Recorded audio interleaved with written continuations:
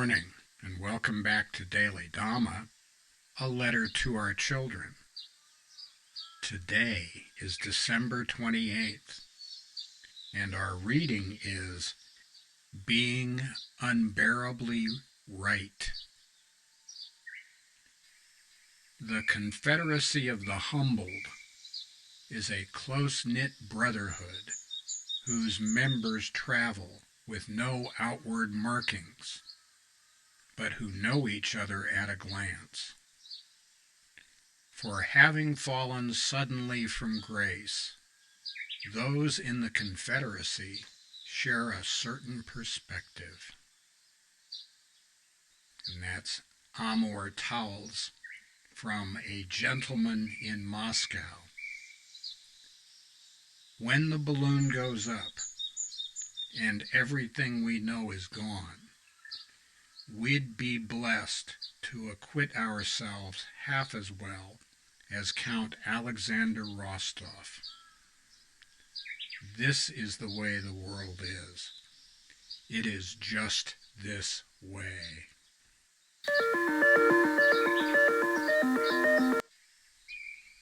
Boy, A Gentleman in Moscow has got to be the best book I've read in the last 5 years. Outside of spiritual books, I guess. I'm required to say that, maybe. Anyway, it's a pretty spiritual book itself, and it tells a wonderful story. Count Rostov was in Paris when the Russian Revolution broke out, and he went back on purpose, and he winds up being placed under house arrest in the Metropole Hotel, and he winds up being a waiter, and then eventually the head waiter, and he is moved from small accommodation to smaller accommodation to smaller accommodation as everybody makes him a non-person, and he decides that he's going to have a positive attitude, and that's how he treats the rest of the world. God, I love this guy. Man, I want to do this. The balloon is going to go up. You know, everything that arises disbands.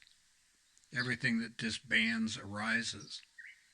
And so the only constant we have in life is change. And change is very painful for us all, and we don't like it. But there are certain people who deal with a change in their status and their condition as if it were a matter of no consequence, which actually it is a matter of no consequence. It doesn't matter what other people think of you. It doesn't matter what happens around you. What matters is your reaction to what happens around you. We are not a product of the things that happen to us or near us, so much as we are a product of what our reaction to those things that happen around us and near us happen to be. It's not the trauma, it's the drama. If we make a big stinking deal out of it, it's going to be a big stinking deal. And if we don't make a big stinking deal out of it, lo and behold, it's not a big deal. So it's that stuff that you hear from time to time. If I think I've got a problem, I've got a problem. Doesn't matter what you think. If I don't think I have a problem, doesn't matter what you think, I don't have a problem. And those are words for us all. Let's try to have a happy, optimistic outlook on life. I really, truly do believe, we truly believe that we are as happy as we want to be, that our attitude is entirely up to us, and that we are not the boss. That's what we believe. And come hell or high water, what we see is what we get.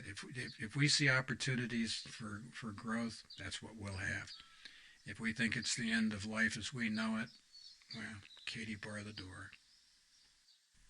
Thank you for joining us, and if you'll check the description box below, you'll find the table of contents for the book Daily Dhamma, A Letter to Our Children, which is available on Amazon, and also the contents of the 11 playlists here on YouTube. And Happy trails to you until we meet again.